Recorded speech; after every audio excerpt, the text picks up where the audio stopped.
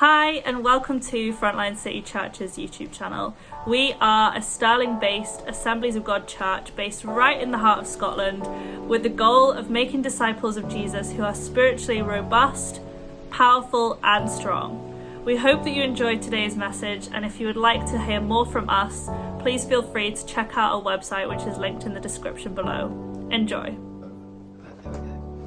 Okay, so we're going to look at Isaiah 6 few verses there, Isaiah 6:1, and I want to read it. I'll read it in New King James. Okay, it says, "In the year that King Uzziah died, I saw the Lord sitting on a throne, high and lifted up, and the train of his robe filled the temple. Above it stood seraphim. Each one had 6 wings. With 2 they covered their face, with 2 they covered their feet, and with 2 they flew. And one cried to the other, saying, Holy, holy, holy is the Lord of hosts. The whole earth is full of his glory. The posts of the door were shaken by the voice of him who cried out, and the house was filled with smoke. So I said, Woe is me, for I am undone, because I am a man of unclean lips, and I dwell in the midst of a people of unclean lips. For my eyes have seen the King, the Lord of hosts. Then one of the seraphim flew to me, having in his hand a live coal, which he had taken with the tongs from the altar, and touched my mouth with it, and said, Behold, this has touched your lips, your iniquity is taken away, your sin is purged. Also I heard the voice of the Lord saying, Whom shall I send? Who will go for us? Then I said, Here I am, send me. And he said, Go tell this people, keep on hearing and do not understand, keep on seeing but do not perceive. Make the hearts of this people dull, their ears heavy, and shut their eyes, lest they see with their eyes and hear with their ears and understand with their heart, and return and be healed. Then I said, Lord, how long? And he answered, Until the cities of the waste are wasteland and without inhabitants, and the houses without a man, and the land is utterly destroyed. The Lord has removed men far away, and the forsaken places are many in the midst of the land. But yet a tenth will be in it, and will return and be for consuming. And the terebinth tree, and as the oak, whose stump remains when it is cut down, so the holy seed shall be its stump." Okay, we're not going to cover that whole chapter, but it's only a fairly small chapter. In the year that Uzziah died, I saw the Lord. Uzziah, of course, was a righteous king. He was probably the last righteous king of Israel. He was did many things. He virtually began to pull down a lot of the idol worship and everything, although the high places he never touched. Whether he was unable to because the people wouldn't give it up, or whether he didn't pursue that far, we don't know. But ultimately, he was a man who was known as a great king. He was also leprous because of misconduct, and so it goes on. And when he died, you sort of get this feeling that Isaiah there is saying, look, Uzziah's died. He was the hope that we had. He was bringing a revival back.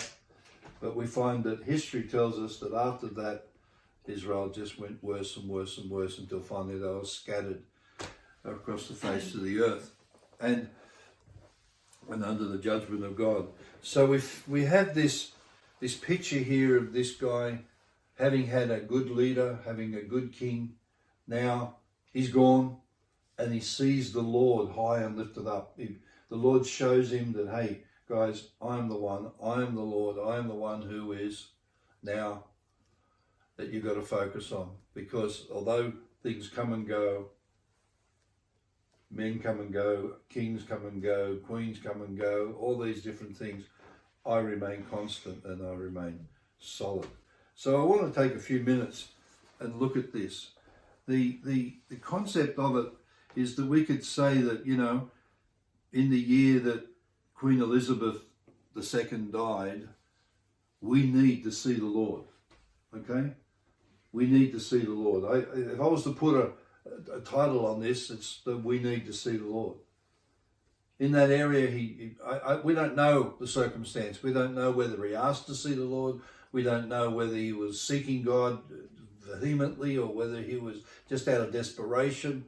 But what we do know is that whenever the Bible talks about when something or other happens, see, when it's insignificant or something that's not as significant, we find these words, and it came to pass.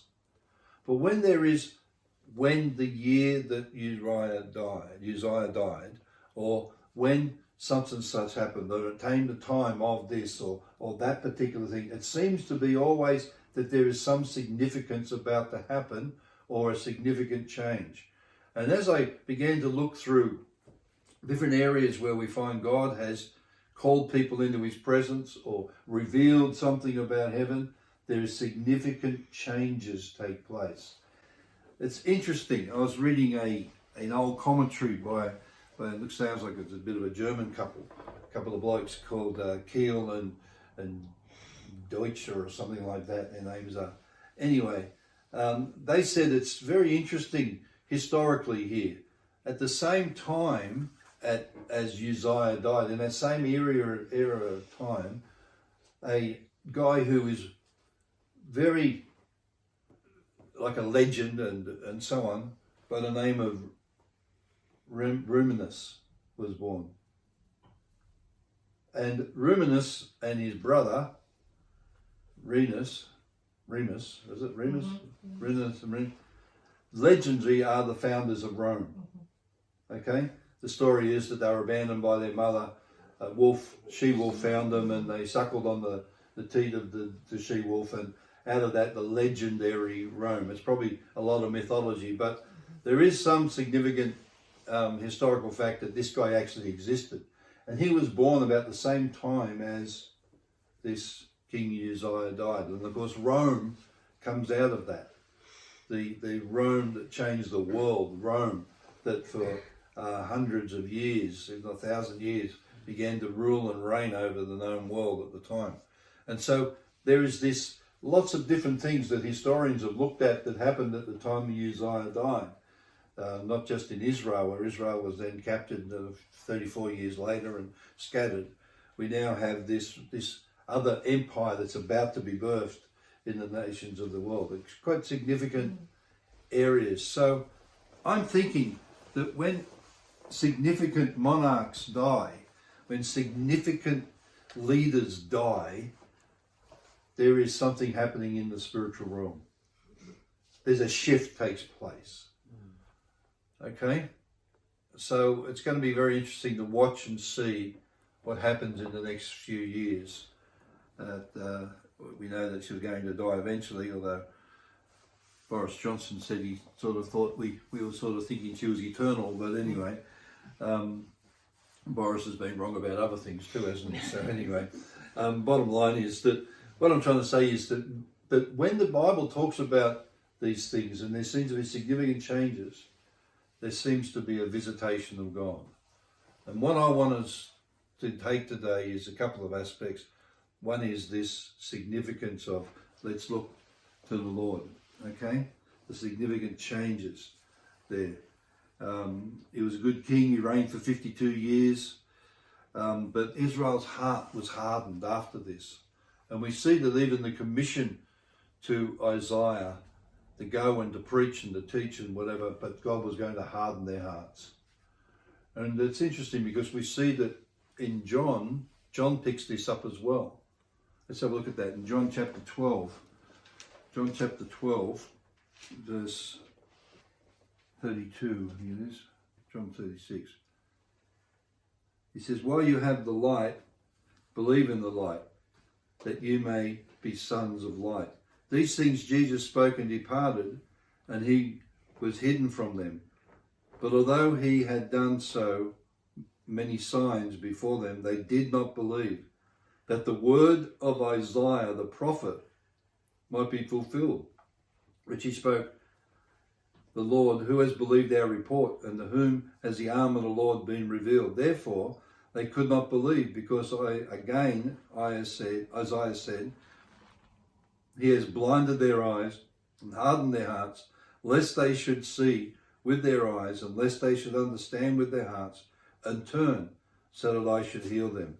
These things Isaiah spoke when he saw his glory and spoke of him.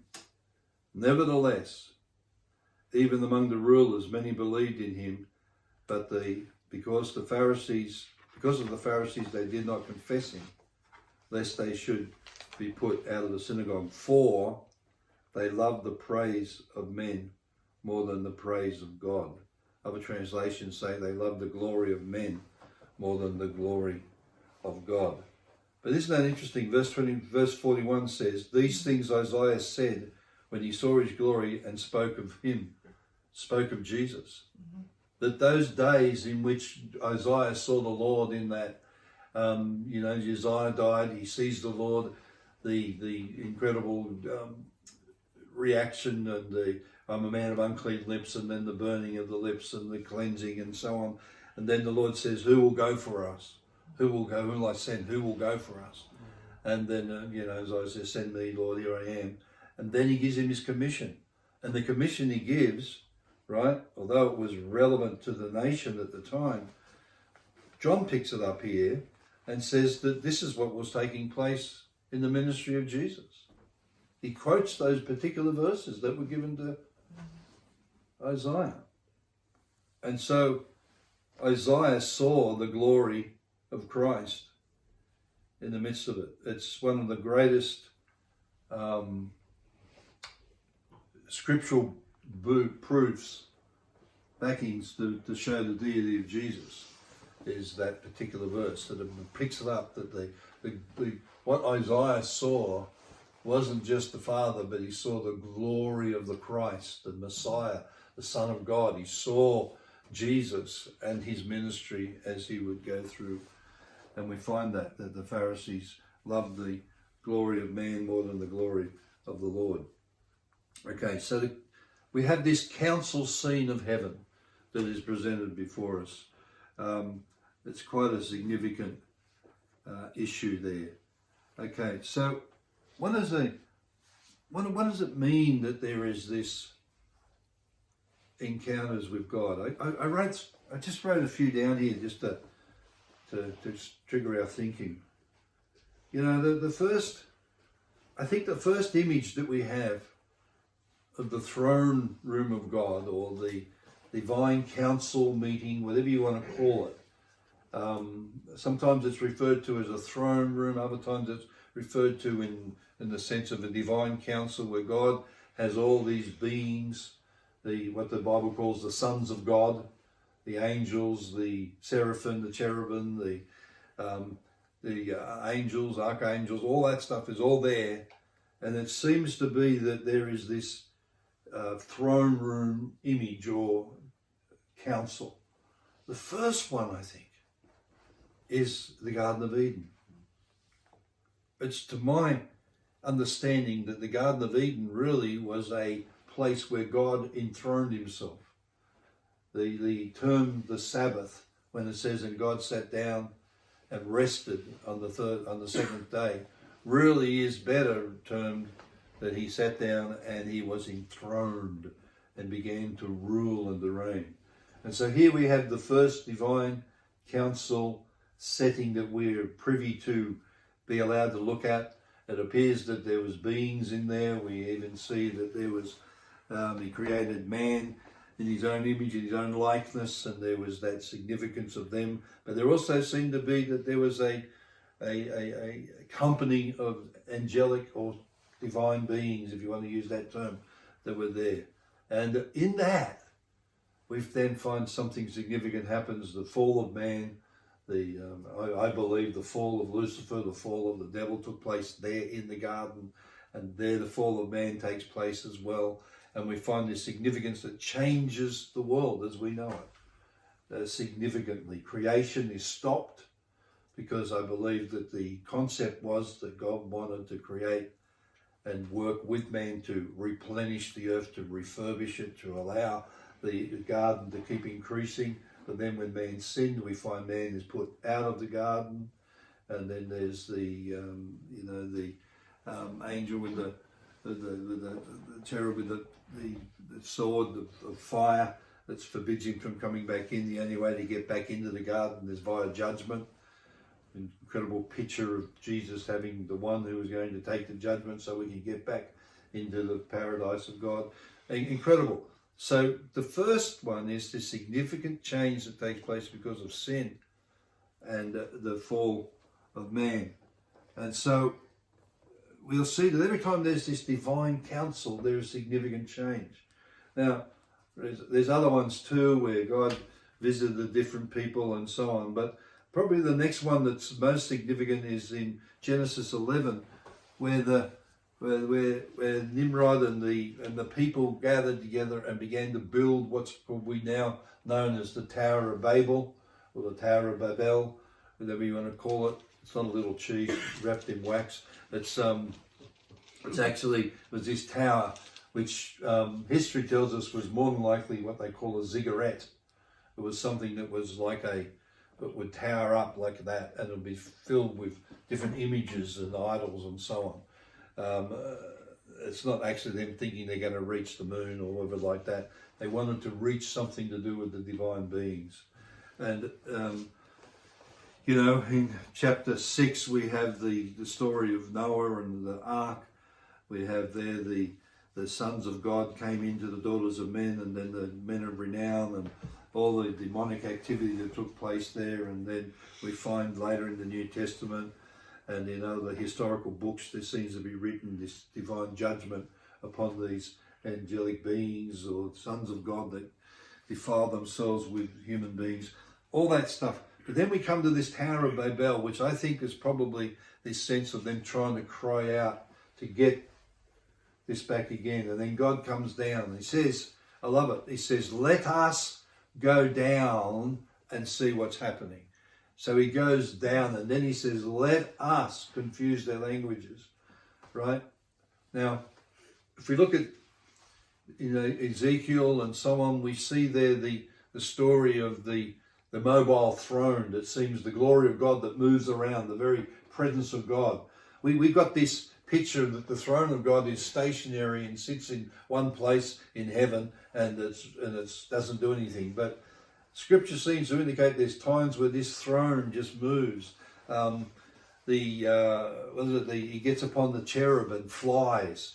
That's sort of a picture of the throne of God moving and doing certain things in the earth. And so the throne of God, he says, let us go down and see what these guys are up to. See what these little guys are doing. So he goes down there and then he says, let us confuse their languages. We find that the languages of the earth are confused. That's where we see all the different ethnicities start to take place and significance takes place there.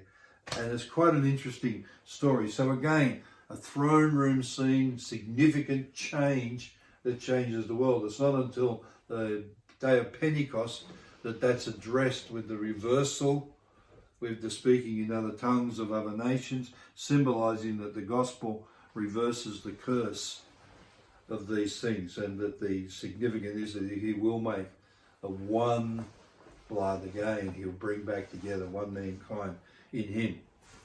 Very, very interesting.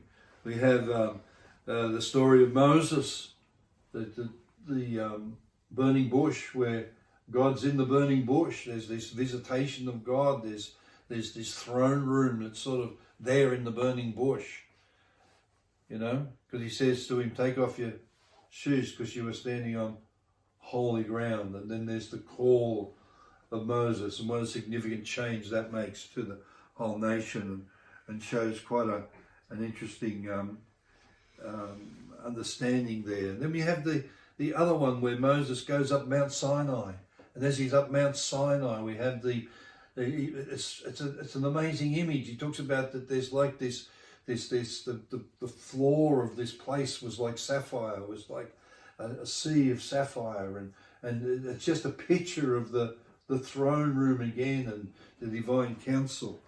and so on. So these things are very important there.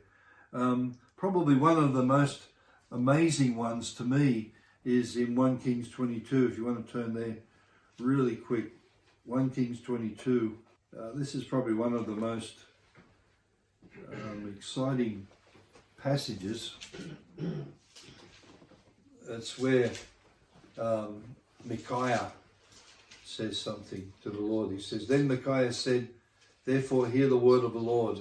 What verse are you on? 1 Kings 22 verse 19. 1 Kings 22 verse 19. Okay. And he says there, Micaiah said, okay, the context of this is that he's been called in to prophesy something good for Ahab, the wicked king of Israel, but he doesn't. He actually tells him exactly what the Lord says, and this is what he's saying. Then Micaiah said, "Therefore I heard the word of the Lord, and I saw the Lord sitting on his throne, and all the hosts of heaven stand by him on his right hand and on his left." So God's on his throne. This is a divine council.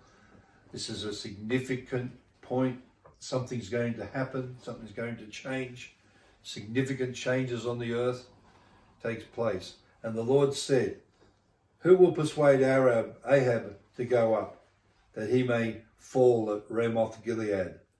So one spoke in this manner, another spoke in that manner. Then a spirit came forward and stood before the Lord, and said, "I will persuade him." The Lord said to him, "In what way?" And he said, "I will go out, and I will be a lying spirit in the mouth of all these prophets." And the Lord said, "You shall persuade him and also prevail. Go out and do this. Therefore, look, the Lord has put," it's probably a better way we would say it today would be, the Lord has allowed a lying spirit in the mouth of the prophets of yours, and the Lord has declared disaster to come upon you. And as you know, Ahab refused to lock the guy up in prison and said, "Keep him there until I come back." And then he says, "Well, if you come back, then I'm a false prophet, so you're not coming back." And of course, Ahab gets killed, and you know the story. But to me, there was a changing of a king, changing of something significant in the nation, like that. So when there is this throne room or courtroom or council, divine council, there's significant changes that take place. That's one of the most strangest scriptures, isn't it? That when I first started to study about the council room and the divine council and everything, you sort of think the only beings that would be there would be what? Angels and cherubims and seraphim and all the good ones. But there we have some of the bad guys turn up as well. I mean, you even see it in the story of Job. There came the day when the sons of God came to appear before the throne, the council. And Satan came, or an accuser came. And God says to him, did you see my servant Job? And he said, if you didn't give him everything he wanted, he would curse you. Oh, well, if you take everything away, he'll curse you. No, not my Job. He's my righteous one. There's no one like him in the earth. And the next thing you know, there is a cosmic argument going on between God and the devil, God and Satan, that affects everything that's going on in Job. So there seems to be this, that God has this divine counsel where both the goodies and the baddies, use childish terms, appear before him, and that he allows and disallows certain things to take place. That's why I sense that there's something significant taking place in the heavenlies, because there has been a significant monarch that has reigned for 70 years, that there's something significant taking place that we need to be able to say, right, how do we handle this? And I'm going to talk about that real quick in just a minute. There's the Isaiah 6 we talked about just then. Daniel talks about seeing the Ancient of Days. He uses imagery there. He talks about the rising up of beasts and different kingdoms rising up and falling down. and Daniel sees these things in visions, as he sees the very throne room of God. How did all this takes place in this area? Going across into the New Testament, there is the chapter 4 and chapter 5 of the book of the Revelation. There's the explicitly detailed, I think it's something like 16 or 18 times the word throne is used in those two chapters. There's this significant sense of the judgments of God, the dealings of God, the coronation of the king, if you want to use that term, seems to take place in those there. Worthy is the Lamb who was slain, who has prevailed to open the scroll and to loose the 7 seals, who has redeemed us with his own blood, and so on. There's this incredible throne room council of God taking place perpetually, I think, in that sense. You then got the white throne judgment, of course, in chapter 20 of it, where it says both small and great, all people that ever lived will all stand before there. You know, I just had this thought, what would it be like to have been queen for 70 years and then go and stand before the king? It's quite significant, wouldn't it? Must have been wonderful, interesting to see what a difference that would have been, you know. Then we have the areas like the throne of grace that's referred to, that we can come boldly before the throne of grace, speaking of our significance of the fact that spiritually we are seated in heavenly places. We are in the council room of God. We have the concept that we've been talking about all the way through the Tabernacle of David, that we've been studying about the presence of God being with us, that we carry the presence of God, God wanting to be in the midst, a sense of divine counsel in the midst of human beings. And then there's another mention of another judgment seat or a throne room situation called the judgment seat of Christ, that we all must appear before the judgment seat of Christ. So my point today basically is that in the time of change, when there's significant changes take place in any aspect, the fact that the divine counsel sometimes is open, the throne room of God is revealed, there is this sense in which we again brought to the majesty, the splendor, the magnificence, to the Most High. And I found that today's songs were just marvelous, and Kerry didn't, and I didn't correspond on that. It's just that there was this sense of majesty in the place, a sense of, Lord, you are majestic, you are awesome, we are singing of you, the Most High. And some of the words of those songs were just as significant to what I'm talking about. And I think that in cases like this, it's not a matter of being mournful or sorrowful. It's a matter of, hey, God, you're up to something, and we acknowledge you in that capacity. There's another verse that I want to just finish off with in 1 Peter 3. 1 Peter 3, and this is an interactive. It's 2 Peter 3, sorry, forgive me. 2 Peter 3, we'll pick it up from verse 10, okay? 2 Peter 3:10. But the day of the Lord will come as a thief in the night, in which the heavens will pass away with great noise, and the elements will melt with fervent heat. Both the earth and the works that are in it will be burned up.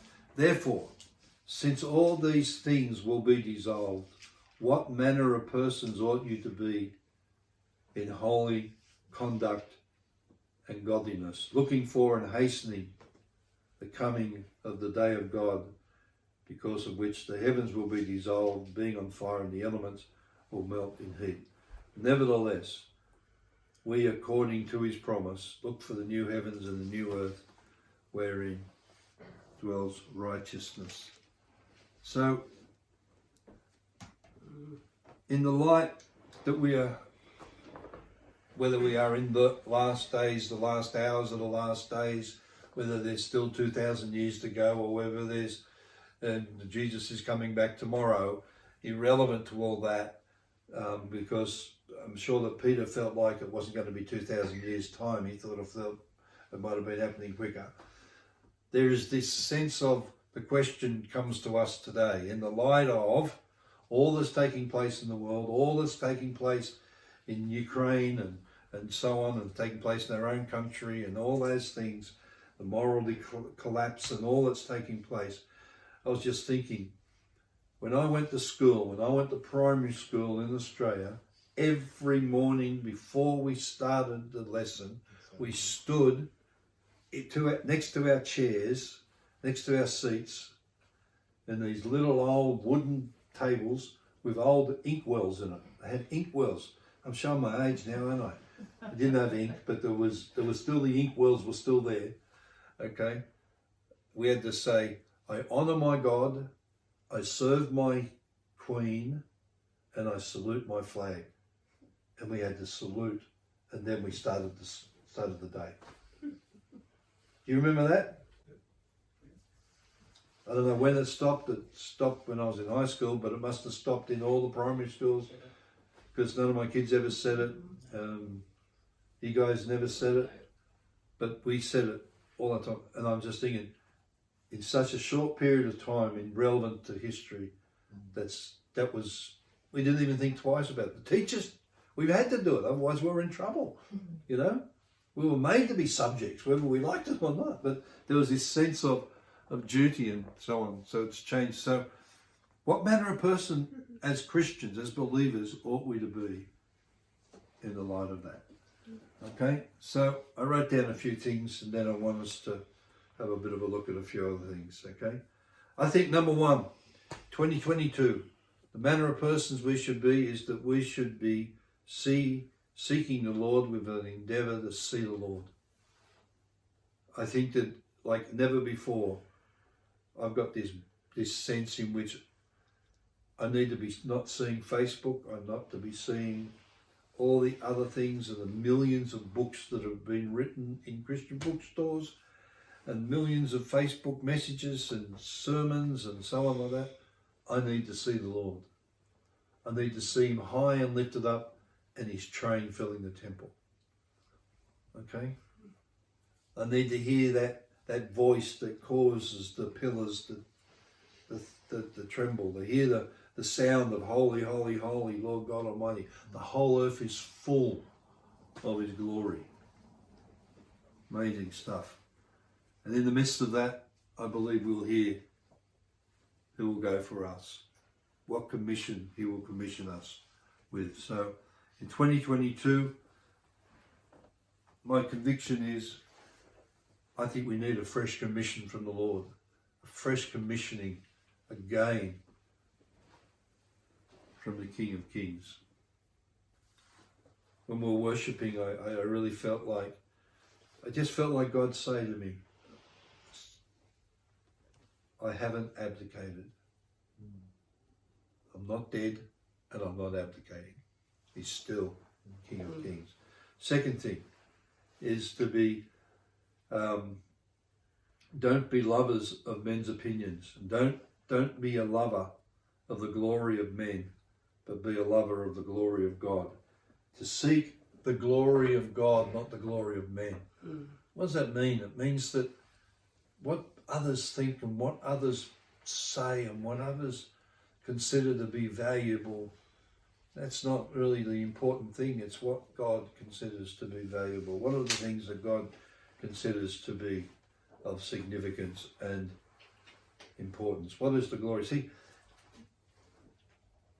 John picks it up and says what Isaiah saw was the glory of Jesus that was to be revealed on the earth. He saw and was commissioned to bring the gospel, which not only softens men's heart, but also hardens men's hearts. He saw the glory of God. And I think we need to be looking at that. In the section we just read, it talks about that what manner of person should we be? We should be ones that are looking for the holiness of the Lord. The holiness of the Lord, which means a setting apart and for the sole use of. Holiness, we have got the wrong concept of holiness. Holiness means set apart for the significant use of one. person. That's why marriage is considered to be a holy thing. It's because you're meant to be set apart and for the pleasure and the worship of each other. That's what it means. That's why we had that old saying in the old traditional wedding vows. With my body I thee worship. It meant to be totally loyal to one. It means to be holy, a holy bond of matrimony, the setting apart, the isolating from everyone else, to be set apart for the sole commitment of being in relationship with one. And that's what holiness means.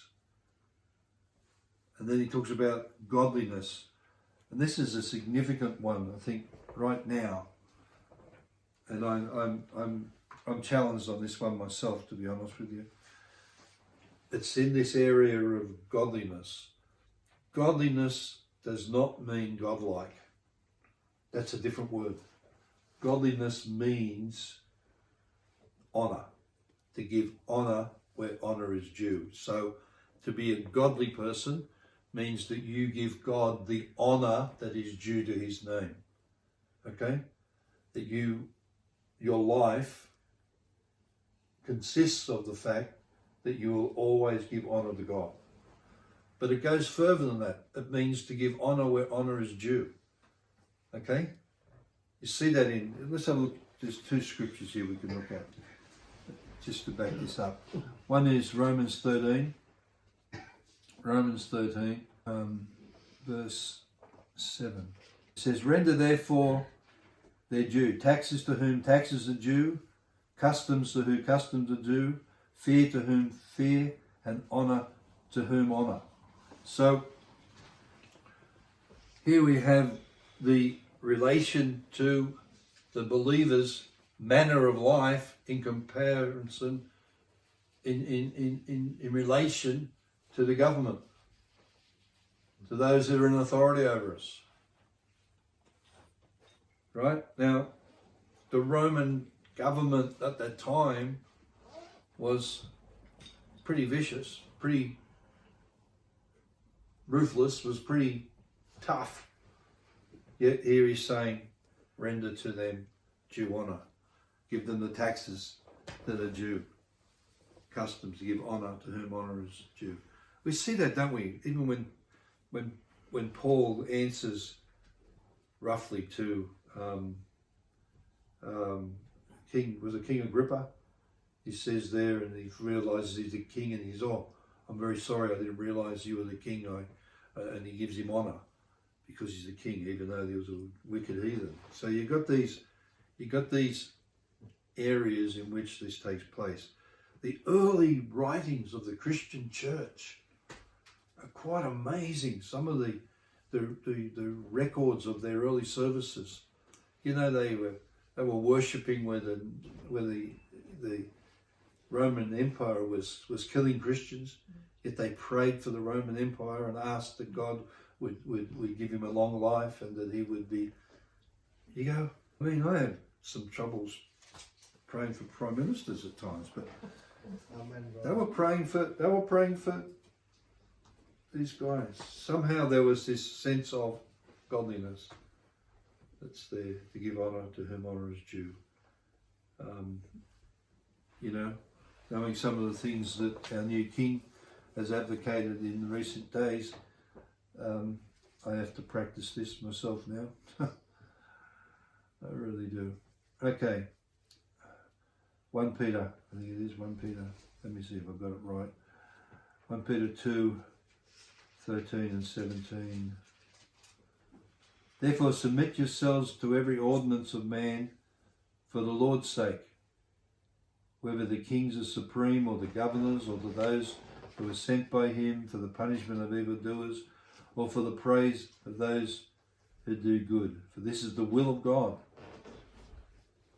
that by doing so you may put to silence the ignorance of foolish men, as free yet not losing liberty as a cloak for vice, but as bondservants of God. Honour all people, love the brotherhood, fear God, honour the king. The other translations say honour the emperor.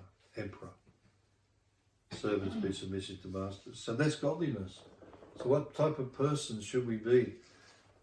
You know, well, we shouldn't be the people that are constantly railing against government. We should be people that are praying for our government. We should be people that are advising government, speaking our mind. That's not saying that we shouldn't speak the truth, but to rail against them, it's very difficult. We come from a society where that type of thing is considered to be very good. All right. Then the last thing I had there was to make the main thing the main thing. So I wanted to just ask you, because I think the main thing is very, very diverse. There is some things that are absolutely rock solid, but there's other things that are quite diverse. So if I said to you, what is the main thing? To make the main thing the main thing when it comes to gospel, our Christian life, the manner of life in which we live, what would you say the main thing is? We hope that you enjoyed today's message. If you did, please be sure to give this video a thumbs up, maybe share it with a friend. And if you want to know more about our church, then please feel free to check out our Instagram or our website in the description below. We hope you have a blessed week. God bless.